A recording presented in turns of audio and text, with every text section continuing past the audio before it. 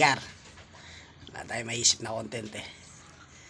I-good time natin si Mrs. mga gar. May gagawin.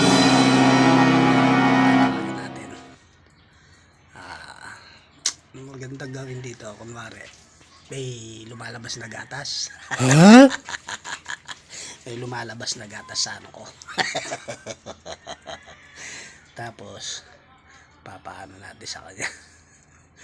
Papatingin natin sa kanya. Tapos sabihin natin, saluhin niya yung lalabas na gatas sa ano ko. Sa joga ko. Abangan nyo mga garamaya. Set lang natin, no? Kasi busy pa siya ngayon. Wala siyang kaalam-alam.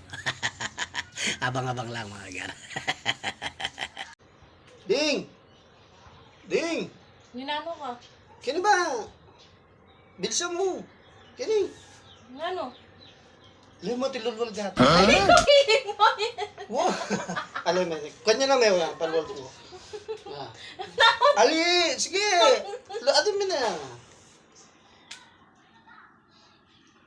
No.